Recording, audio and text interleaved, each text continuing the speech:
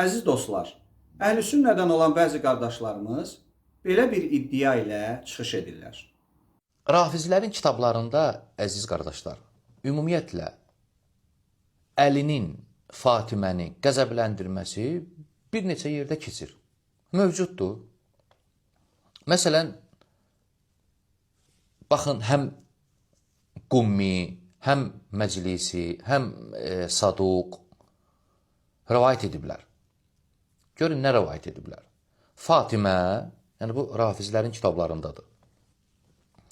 Bir gün gəlir və görür ki, İmam Əlinin başı cariyəsinin hicrindədir. Dahi demirəm, hicr nədir? Fatimə deyir ki, ey Əbul-Həsən, ey Həsənin atası, yəni Əli, neynirsən, neynədim, yəni bu nədir? Əli deyir ki, ey Muhammedin qızı, heç nə etmədim, deyir. Heç nə etməmişəm. Nə istəyirsən? Fatimə deyir ki, heç nə deyir, icazə ver, gedim, atamın evinə, qəzəblənir, görür, mənzərəni görür, Əli neynir? Mənzərəni görür, qəzəblənir. Və deyir, nə istəyirsən? Deyir, heç nə istəmirəm, sadəcə icazə ver, gedim atamgilə, atam evinə. Və Fatimə radiyallahu anhə icabını geyinir, gedir atası gilə. İndi maraqlısı nədir? Görün, Rafizlər buna nə deyirlər? Xoi. Deyir ki, Fatimənin qəzəblənməsinə dair İmam Əlinin feilində, yəni əməlində, o hərəkətində heç bir problem yox idi, deyir. Heç bir problem yox idi. Nə demək istəyir? Demək istəyir ki, Fatiməyə hər əziyyət verən şey haram deyil. Yəni, subhanallah. Abu Bakr olanda, məsələdə, söhbətdə, haramdır, əziyyətdir, məzəmmət olunur.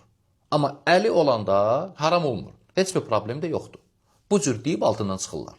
Vəssalam.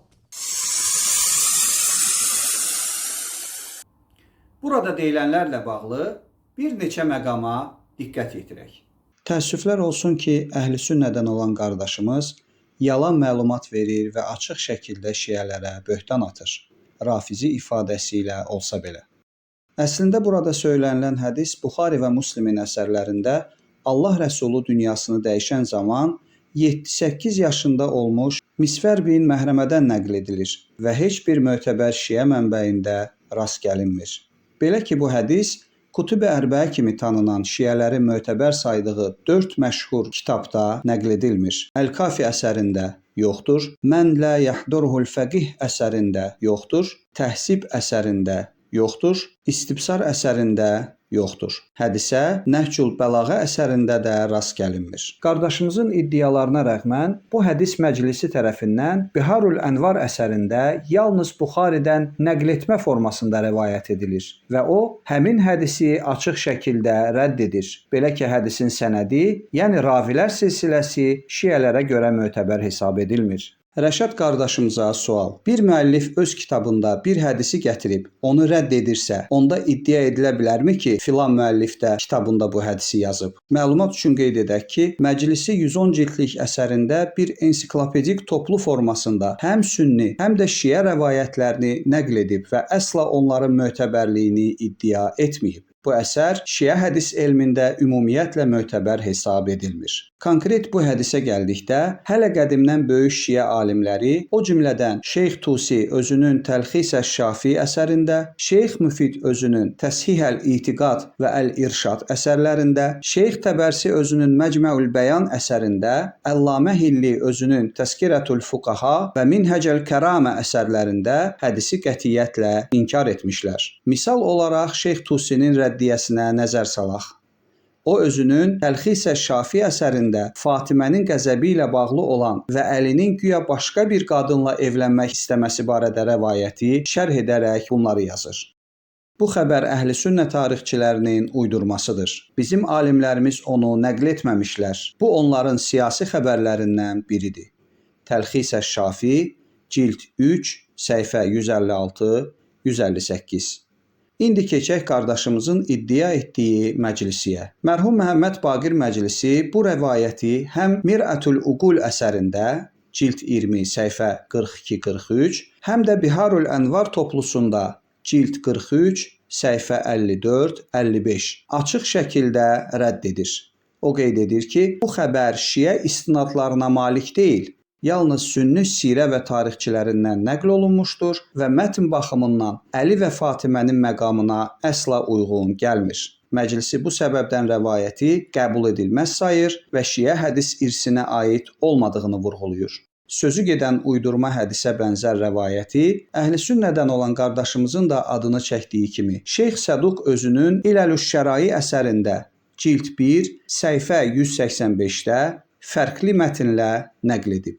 Amma təəssüflər olsun ki, Rəşad qardaşımız tamamilə fərqli mətni təqdim edir və iddia edir ki, güya bu rəvayəti Şeyx Səduq da öz əsərində nəql edib. Əvvəla qeyd edək ki, Şeyx Səduq hətta öz gətirdiyi hədisin belə səhih olduğunu iddia etməmişdir. Həmin rəvayətin isnadında İbn Əbi Muqdamın adı yer alır ki, məşhur şiə hədis alimi Əllamə Hilli onun barəsində çox zəif, daif ciddən olduğunu bildirir. Həmçinin rəvayətdə adı keçən Ziyad İbn Abdullah da məchul şəxs kimi qəbul edilir. Bütün bunlardan daha mühüm olanı Rəşad qardaşımızın rəvayəti oxuyarkən etdiyi təhrifdir. O rəvayətin əvvəlini və sonunu ümumiyyətlə oxumur. Rəvayətdə isə belə deyilir. Bir bədbəxt alçaq birisi, ərəb dilində şəqiyyun minəl əşqiya, Fatimənin yanına gəlib dedi. Xəbərin yoxdur ki, Əli Əbu Cəhlin qızına elçi gedib? Fatimə soruşdu. Dediyin düzdür? O kişi dedi. Bəli, düzdür. Bunu 3 dəfə təkrar etdi. Rəvayətin son hissəsində isə deyilir ki, Allah Rəsulu məscidə gedir, Əli orada namaz qılırdı və Peyğəmbər ona buyurur. Məgər bilmirdinmi ki, Fatimə mənim bir parçamdır, mən də onun? Kim ona əziyyət verərsə, mənə əziyyət vermiş olar. Kim mənə əziyyət verərsə, Allaha əziyyət vermiş olar. Əli dedi, bəli ey Allahın Rəsulu. Peyğəmbər buyurdu, bəs səni etdiyin bu işə vadar edən nə oldu? Əli dedi, səni haqq olaraq Peyğəmbər göndərən Allaha and olsun ki, mənim barəmdə ona çatan deyilənlərdən heç nə baş verməmişdir və mən bunu heç zehnimdən də keçirməmişəm. Peyğəmbər buyurur,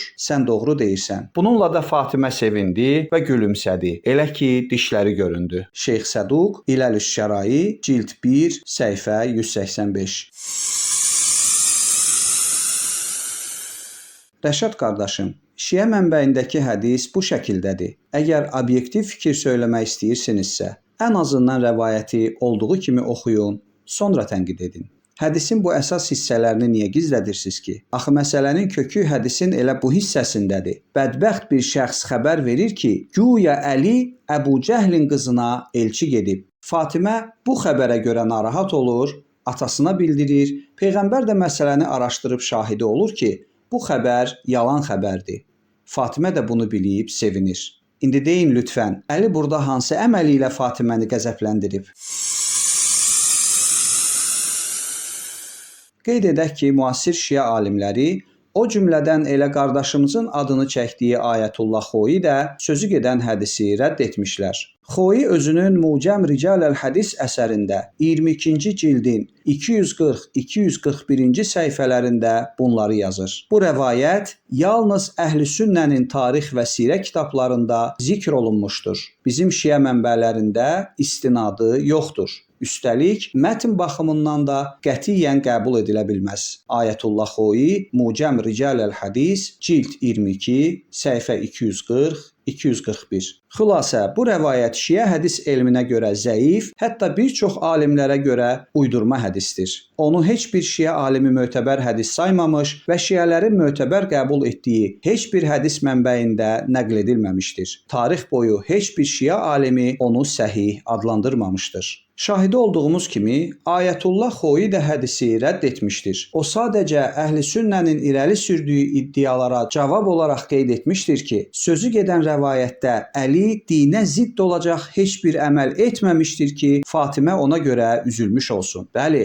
Ayətullah Xoyi özünün Minhacus Salihin və Mucəmu Ricalil Hədis əsərində bu rəvayət barədə müzakirə açaraq açıq şəkildə bildirir ki, sözü gedən rəvayətdə Əli tərəfindən dinə zidd, haram və ya məzəmmət olunacaq heç bir əməl baş verməmişdir ki, Fatimə buna görə kədərlənsin və ya qəzəblənsin. Xoyi bildirir ki, Əlinin əməllərində haram bir iş olmadığından Fatimənin və ya peyğəmbərin bundan narahat olması iddiası həm mətn baxımından, həm də məsumların məqamı baxımından qəbul edilməzdir. Bunları Xoyi əsla Əliyə haqq qazandırmaq üçün demir, sözü gedən rəvayəti rədd etmək üçün bildirir və açıq şəkildə rəvayəti rədd edir. Amma təəssüflər olsun ki, qardaşımız Xoyinin rəddiyyəsini belə kontekstdən çıxarıb saxta iddiasını möhkəmləndirmək üçün istifadə edir. Əli həyatı boyu Fatiməni qəzəbləndirəcək heç bir iş görməmişdir və tarix də şahiddir ki, Fatimə dünyasını dəyişənədək onun başqa bir zövcəsi olmamışdır. Qardaşımızın gətirdiyi hədisin son hissəsinə bir daha diqqət yetirək. Əli deyir, səni haqq peyğəmbər göndərən Allaha and olsun ki, nə belə bir hadisə baş verib, nə də belə bir şey mənim zehnimdən keçib. Peyğəmbər buyurur, sən doğru deyirsən. Fatimə də sevindi və məsələ aydınlaşdı. İndi bunları deməklə Rəşad qardaşımız Əbu Bəkrin Fatiməni qəzəbləndirməsinə haqq qazandırır. Halbuki Əbu Bəkrin Fatiməni qəzəbləndirməsi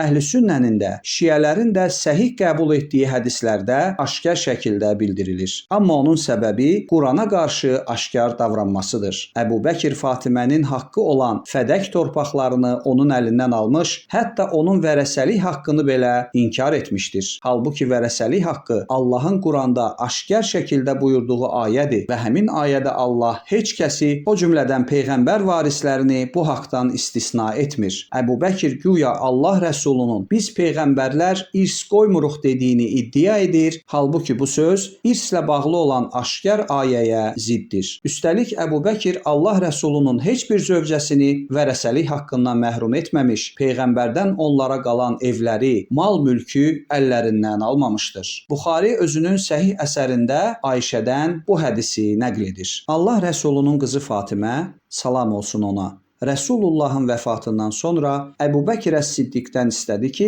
Allahın Rəsula verdiklərindən Rəsulullahın qoyub getdiyi mirası ona bölüb versin. Əbu Bəkir ona dedi, həqiqətən Allah Rəsulu belə demişdir. Biz miras qoymuruq, qoyduğumuz şey sədəqədir. Bunun üzərinə Allah Rəsulunun qızı Fatimə qəzəbləndi və Əbu Bəkirdən küsdü və ölənədək onunla küsülü qaldı. O Allah Rəsulunun vəfatından sonra 6 ay yaşadı. Səhih Buxari, Xumsun vacibliyi babı, hədis 3092, 3093.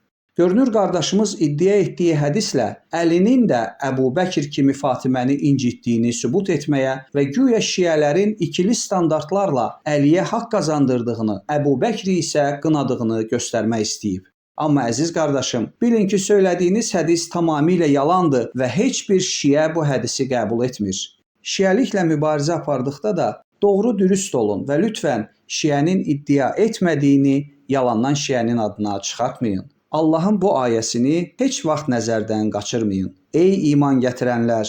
Allah qarşısında sabit qədəm və ədalətli şahidlər olun. Hər hansı bir cəmaata qarşı olan kininiz sizi ədalətsizliyə sövq etməsin. Ədalətli olun. Bu təqvaya daha yaxındır. Allahdan qorxun, Allah etdiklərinizdən xəbərdardır. Maidə surəsi, ayə 8.